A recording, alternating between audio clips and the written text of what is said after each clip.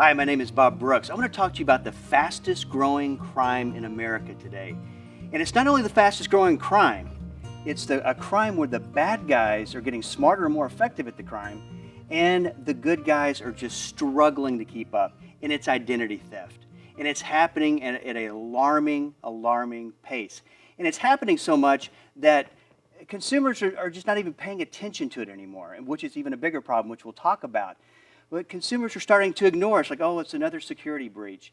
And they're acting as if this will never happen to them. And why I say that is because I talk to so many people who are not being proactive, which is key, being proactive in protecting themselves against identity theft. Because here's the reality of it.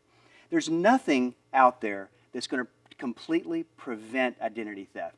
It is what it is. It is getting worse. And the possibilities of you becoming a statistic are great. That's why I say it's not a matter of when, it's not a matter of if, it's a matter of when it's going to happen to you. So you've got to be proactive and reduce the risk of that happening to you. Let's look at some numbers, just absolutely startling numbers. In 2013, almost 92 million personal records were compromised. In 2014, almost 85 million records were compromised. Those are alarming numbers. And if you look at the numbers, what that means is that personal record would be your information from the smallest amount of information, which would be a debit card or a credit card on file somewhere, all the way to a health insurance company or a doctor's office, which are getting targeted in a big way because there's so much information on file about you and about your health that the bad guys really want to get that information. Now, check this out. And I'm shooting this video in 2015. February 2015, Anthem Health had a major security breach. And incidentally, this did not get a ton of media attention. 80 million personal records could be affected. Let me go back. 85 million total records for 2014. This year, one security breach, almost 80 million.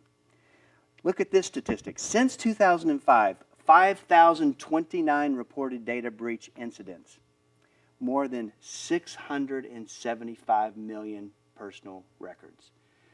So now you see the real statistics. And I don't think that this is communicated enough that, hey, this is a big problem. And fortunately, our national security has not been, I'm sure it's been threatened, but nothing is successful up to this date, and hopefully won't be. But just trying to stay ahead of the bad guys is a real problem. Now, you may look at those numbers and go, well, the good news, Bob, is that 2013 only 91 million, and we went down to 85 million in 2014. But that's not the whole story. Look at the number of security breaches in 2013 compared to 2014. 614 up to 783. Now, for this year, they're estimating that it's going to be close to that number because 783 security breaches were a lot. Now, it was interesting. I went through a log where they were writing down all the different security breaches that happened. And I'm looking at these and I'm thinking, wow, this happened this year. I got down to the bottom and realized it was just October.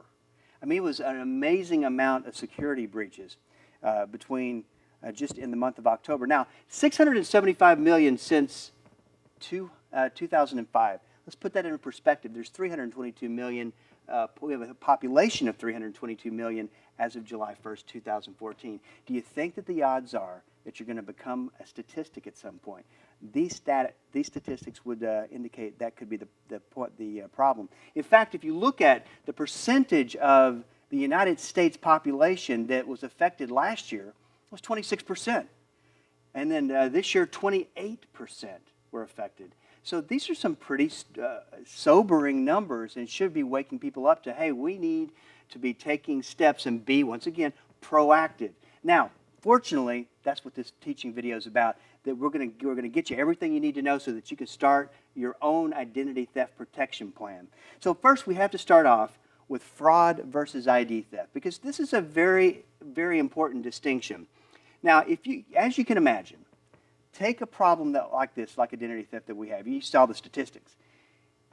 There's an bigger business of solutions to fix that problem. And you see the commercials all the time. They're sensational. no matter what happens, what kind of security breach that happens, it's always the worst case scenario. Not true. Don't buy into the sensationalized marketing. As we talk about on these videos, that is a problem. It's a fear marketing. So there's fraud.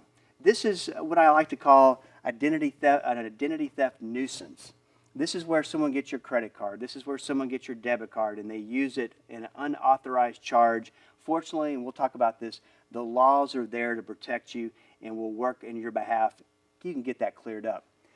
ID theft, where they get your Social Security number, that is a real problem. Now, there's an interesting trend that I've started to notice that up until this year, we were seeing more of the security breaches that happened with more the nuisance, the identity theft nuisance. This year, we're seeing the Social Security numbers, and we're seeing massive amounts of Social Security numbers stolen. In fact, we're seeing more sophisticated means of getting information. Take the IRS security breach this year. This is an unbelievable story. Not only were hackers successful in breaking into the IRS, I mean, that by itself is alarming. They used information from a other security breach to get into the IRS. That is sophistication right there, and they built billions of dollars in tax refunds. I think the number was somewhere around 34 billion or something like that, but it was significant amount of money out of the IRS in tax refunds that should have never happened. And then there was another government break-in where the hackers stole 100,000 sets of fingerprints. Now that's disturbing. I think you would agree. And it makes you think, what are they going to do with fingerprints? So it's getting worse and worse. Health insurers are getting hit, and there's a lot of concern about health identity theft. So, but you got to know, not all identity theft is the worst of the worst, and it is escalating though. So let's talk about identity theft solutions, because you got to know you have to use some form of these solutions as part of your plan. And we'll start with the comprehensive identity theft system. Now, these are the big commercials, the big marketing campaigns, the companies that advertise and claim that if you are a Joe Smith and another Joe Smith, we're going to keep you two separate. Just think about how ridiculous this is. We're going to keep both of you separate and protect you, but we understand you're both Joe Smith. And the same company, one of the largest companies, they used to have a sophisticated, as they would say, system of protecting you from identity theft.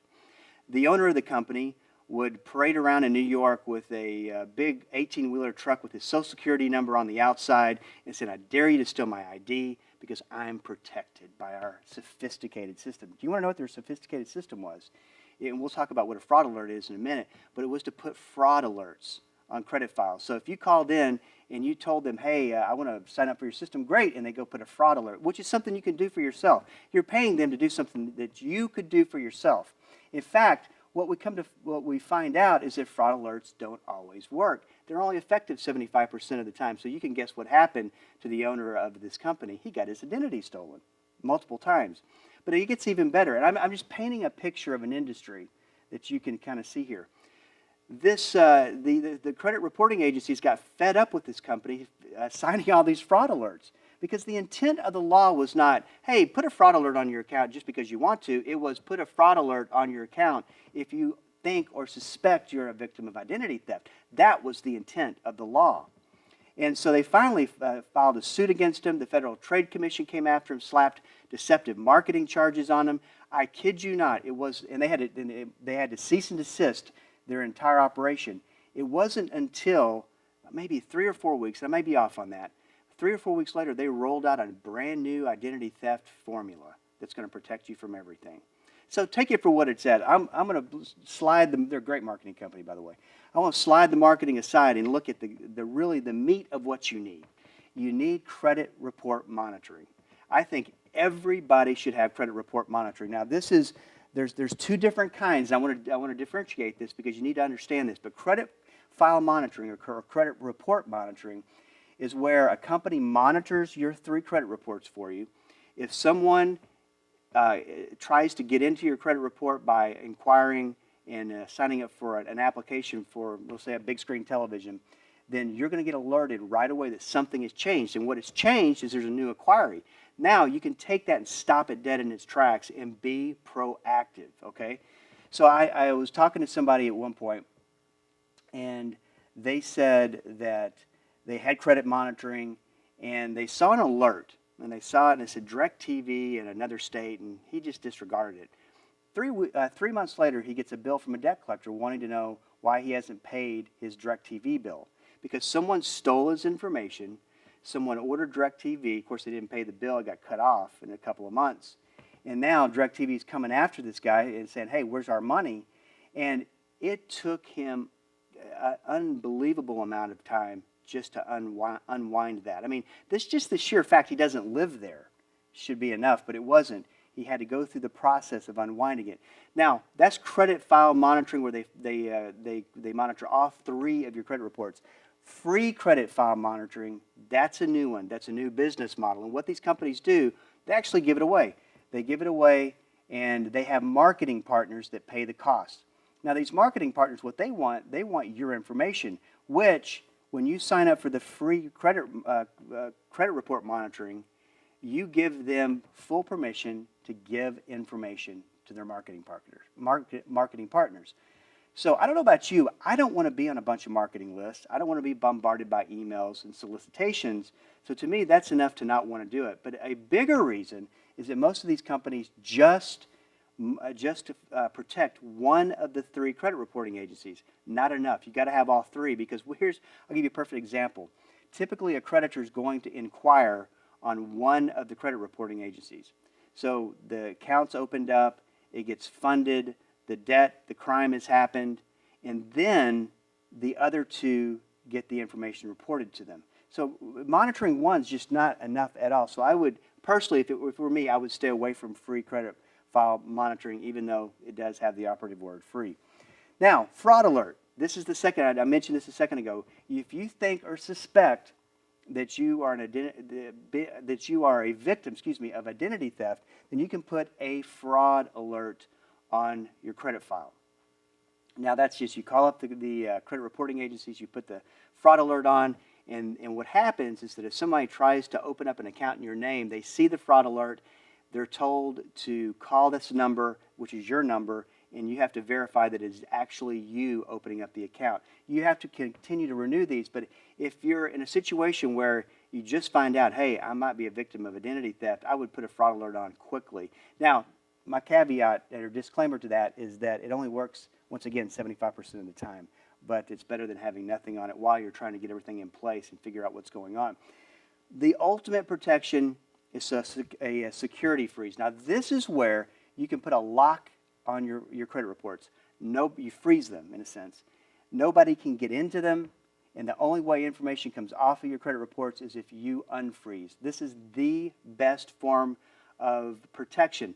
The problem is that if you're still working, you still have kids, and you're still making purchases, that you probably will still have the need to open up credit and have your file checked. So it's kind of a nuisance. But if you're in a situation, a point in your life where you're retired, for instance, and you're not going to have the need for credit, security freeze makes total sense. Now, let's talk about identity theft game plan and strategy. Remember what I said is that there's no way to prevent identity theft. In fact, regulators got this company that I mentioned earlier, regulators got on this company about deceptive marketing again, and this company changed their advertising to say, not all systems can stop every identity theft, which is the first time these ads got real, by the way.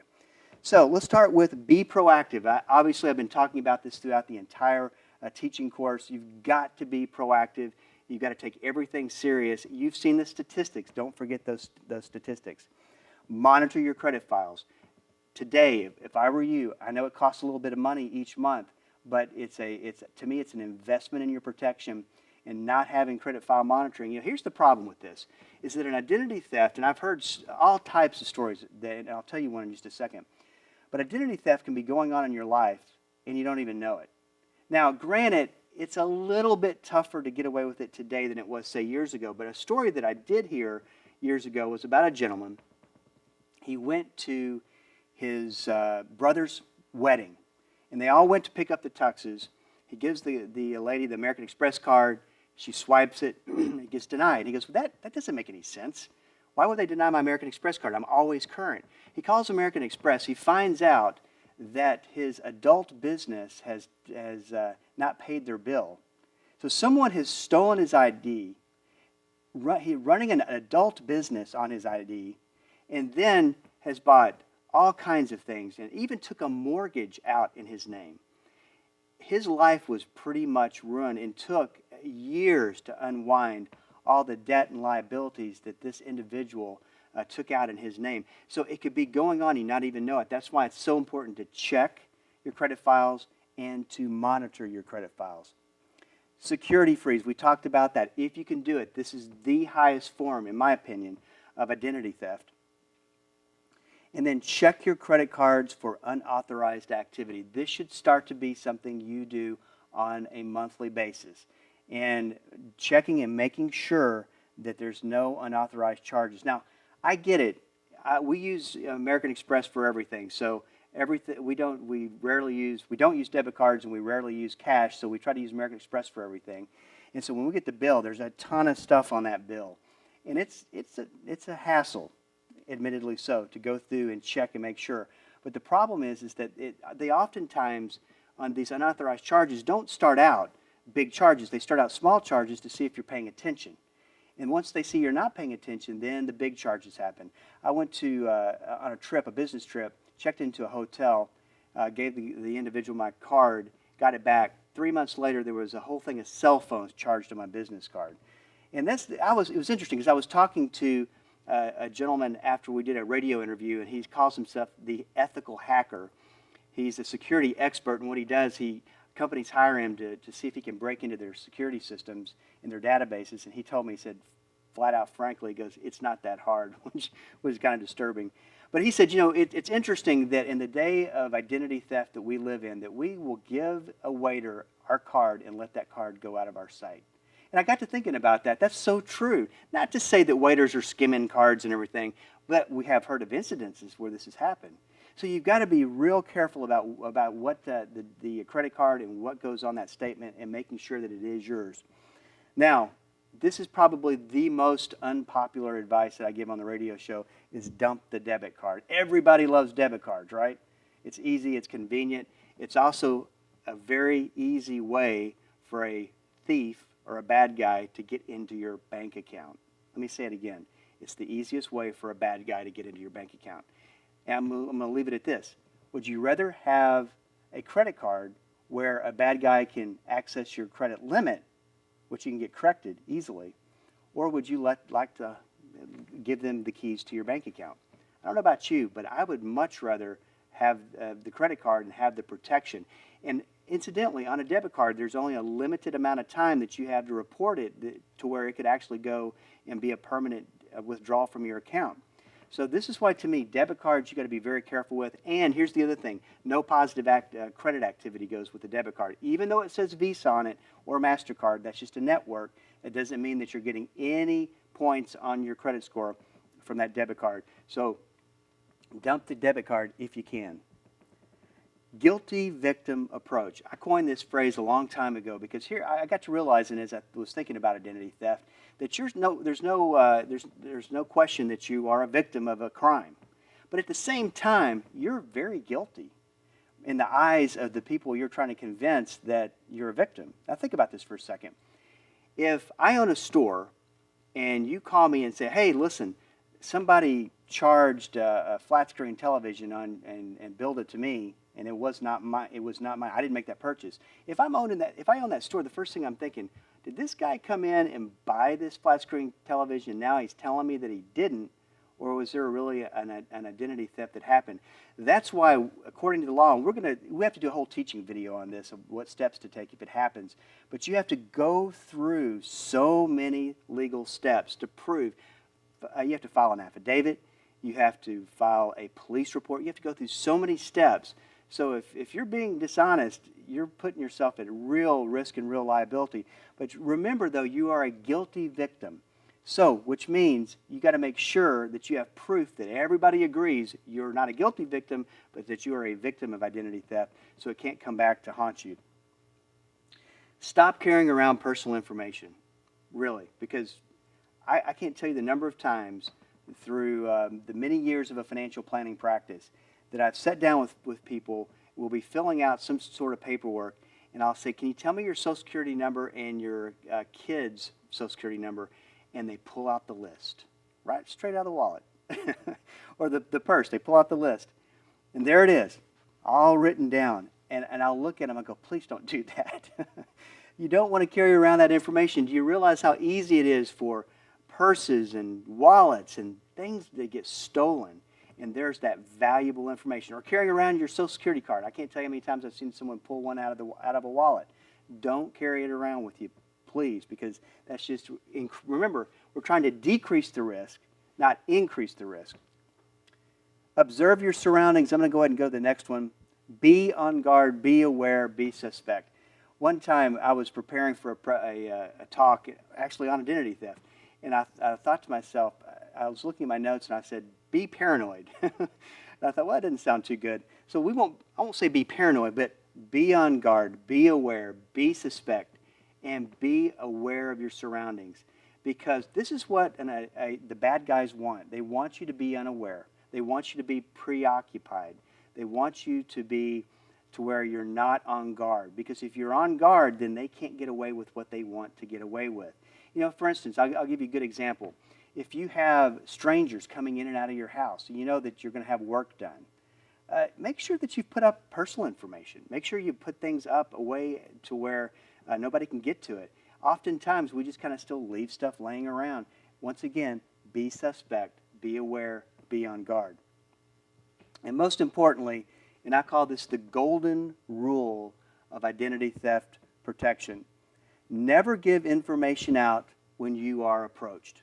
Let me say it again. Never give information out when you're approached. And we can be approached a number of ways, by email, by visits at the door, by phone calls. One of the stories that I've heard oftentimes is where the IRS, and this is a scam that's going on right now, they'll call and they'll leave a message, kind of a threatening message, and say, listen, you still owe us money. We're tired of trying to collect. Now we're coming after you, and we're going to file a lawsuit against you. You better call 1-800 whatever. So you call that number, and they're wanting to get personal information to verify. You're scared out of your mind.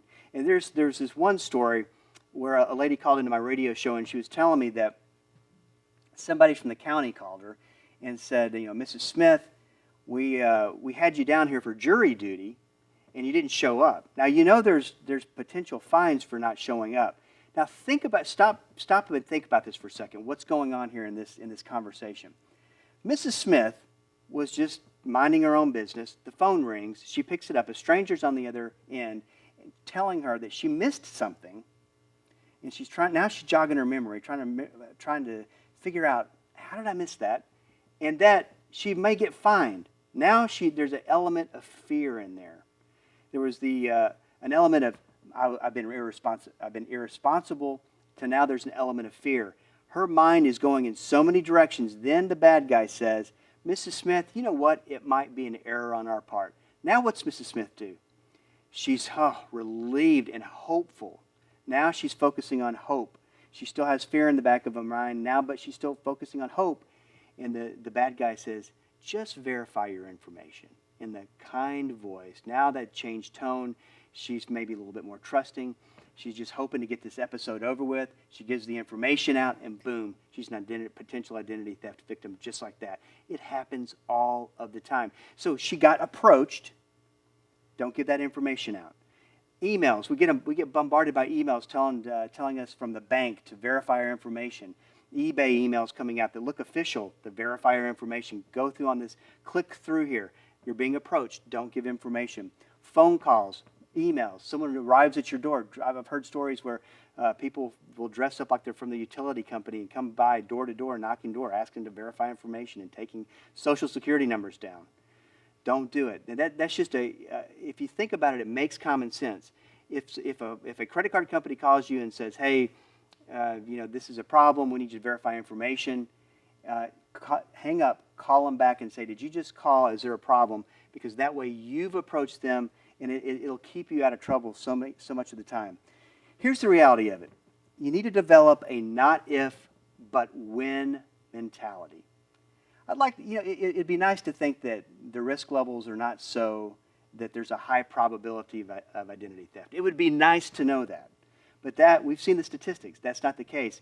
And the problem with, and here's the thing to keep in mind, with the advent of new technology, rolling out new versions of iPhones, new versions of computers, what's not happening is that a lot of these production houses are not taking the time to really vet that product out. And so when they roll a product out, there's weaknesses. And the bad guys are smart enough to be able to figure out where the weaknesses in the technology. A case in point is the hacking of automobiles. Manufacturers are continuing to roll out new technology that's easy to hack. And I think that as we go forward, especially with the advent of the electric car, this is going to be a problem. Can you imagine someone hacking into your car and controlling what happens? It's unbelievable, but we've already seen cases where someone doing ethical hacking has done that to show car manufacturers that, hey, this is happening. And do you think they're going to slow down to fix this problem? No, they're going to pop out cars right and left. And this is the problem, is that new technology continues to race to the market unprepared for the vulnerabilities that it gives consumers. So think about this for a second, the mentality of not if, but when this could happen to you. And put your own identity protection strategy together and make sure that you're protecting your most personal and important information.